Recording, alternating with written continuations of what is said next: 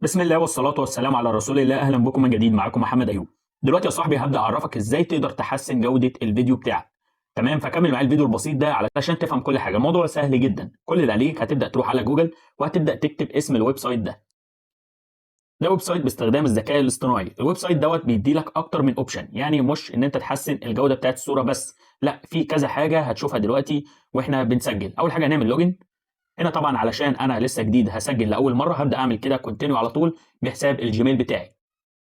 مش لازم حسابك الاساسي، يعني انا عندي كذا حساب اقدر اسجل باي حساب من دول وادخل عادي على الموقع. وزي ما انت شايف هبدا اعمل كونتينيو.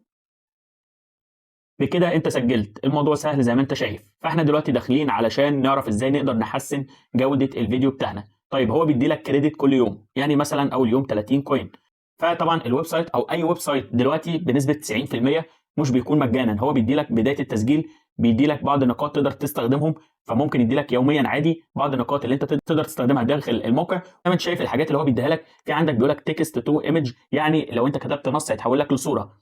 هنا برضو لو انت كتبت نص هيحول لك لفيديو. تمام، طبعا زي ما انتم شايفين كده. وهتلاقي في الايمج ممكن تحولها لفيديو، يعني لو عندك صوره عاوز تحولها لفيديو هتقدر تعمل ده بسهوله. وهنا بيقول لك ان انت تزود مده الفيديو. طيب احنا داخلين علشان ايه؟ علشان الاداه دي. تمام، هنبدا ندخل عليها كده. وهنا اول ما بتضغط عليها بيدي لك، هنا بيقول لك ارفع الفيديو اللي انت عاوز تحسن الجوده بتاعته. هبدا كده اختار الفيديو.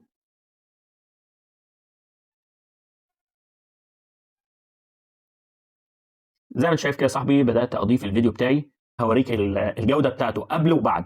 فتعالوا كده نشوف الفيديو قبل ما نبدا نعمل كريت، او ممكن نعمله كريت عادي. احنا نعمله كريت زي ما انت شايف كده، هيحمل مع نفسه. وهنبدا نروح نشوف الفيديو قبل ما الكواليتي بتاعته تزيد. زي ما انت شايف كده ده الفيديو. بص كده الفيديو قبل، وهنشوف دلوقتي لما يخلص هيبقى عامل ازاي. هنبدا كده نزوم ونشوف جوده الفيديو بعد بقت عملت ازاي.